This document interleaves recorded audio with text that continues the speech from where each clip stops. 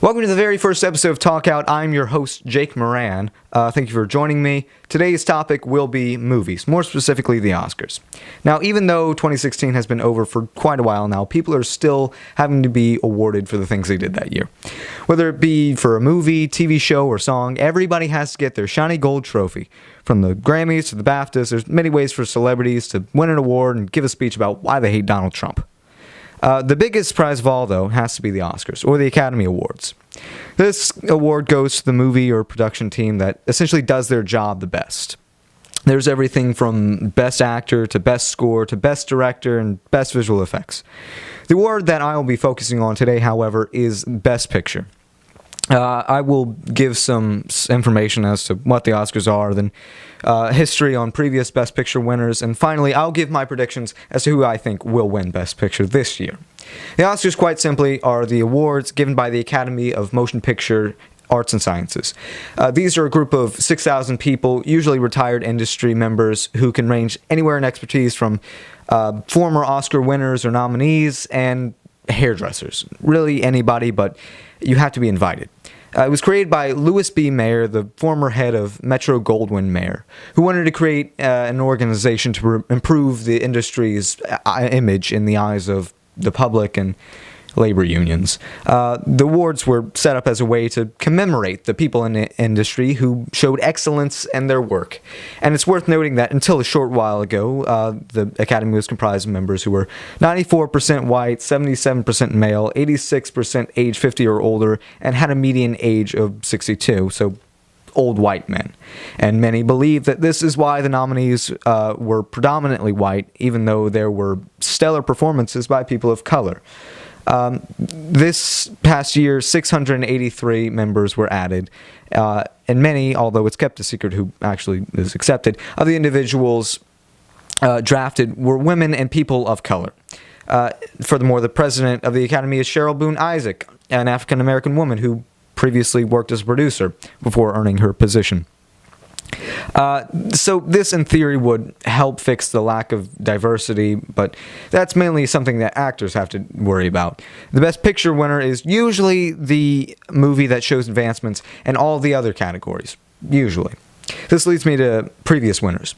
The biggest surprise last year came from Spotlight, hands down. It was so shocking because it won even though it only took home one other Oscar. Usually a movie like, say, Birdman, which won Best Picture in 2015, also won Best Director, Screenplay, Cinematography, and I think something else, but I'm not sure. Speaking of Birdman, movies that have to deal with the film industry as a whole have a strong chance of winning.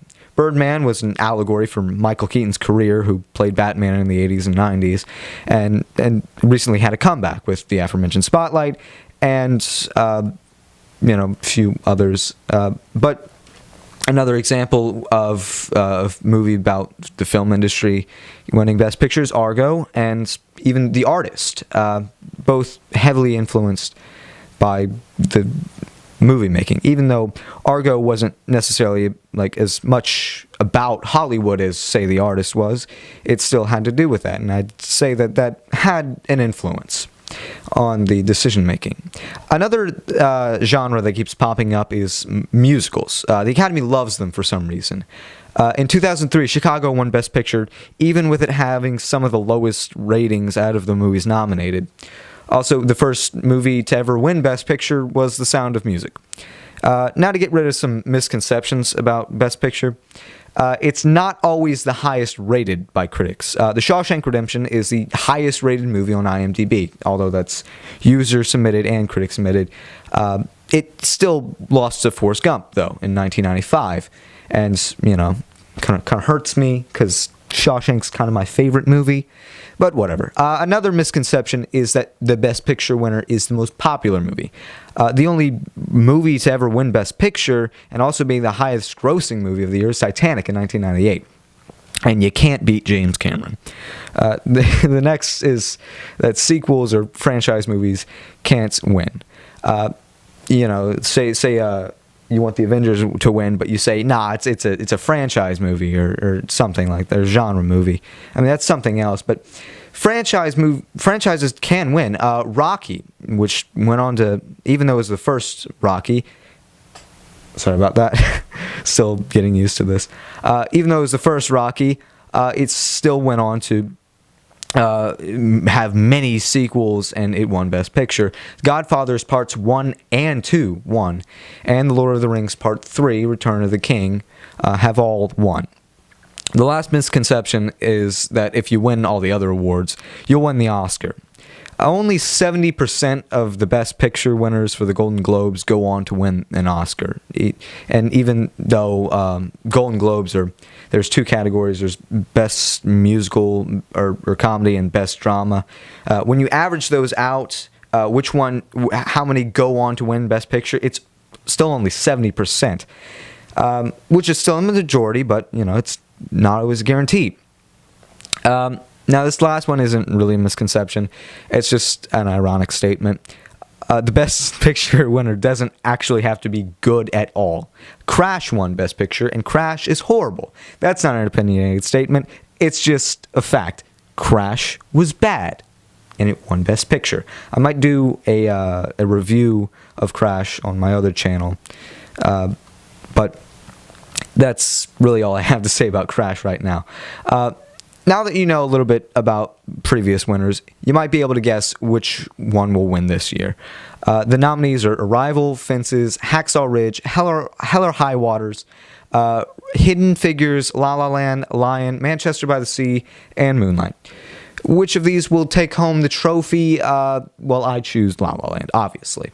The reason for this is because of how the system works. It's not just some machine that decides who the winner and the losers are. It's voted on individuals who vote in their own self-interest. La La Land is about a couple in Hollywood who try to make it. Each member of the Academy have likely gone through a similar experience in their own lives, so they're likely to have an emotional connection to the film. This is not the highest rated movie, Moonlight is, but as I mentioned before, this doesn't mean that it will win. I also mentioned that the recent addition of the members to the Academy, while this is likely the reason why a movie like Moonlight to be nominated, a film about the life of a gay black man, or Hidden Figures, the one about African American women who worked on the space shuttle, I don't think that's enough to make it win. And I know what you're saying. Well, what if it's just a better movie? Well, that didn't win Frank Darabont the award for Shawshank. I'm sorry. As mentioned before, musicals are highly enjoyed by the Academy. And La La Land Surprise is a musical. A good one, too. The score has garnered praise at almost all the other award shows. And even though sweeping other award shows aren't a guarantee for a win, when you win 6 Golden Globes, including Best Picture, it does nothing but improve your chances. In conclusion, I love movies, and I love the Academy Awards because they usually put on a good show, and it's a way to reward an industry that employs thousands and entertains millions. While La La Land has the highest chances of winning, anything can happen. Arrival might come out of nowhere. And I didn't even mention my favorite movie of the year, which is Hacksaw Ridge.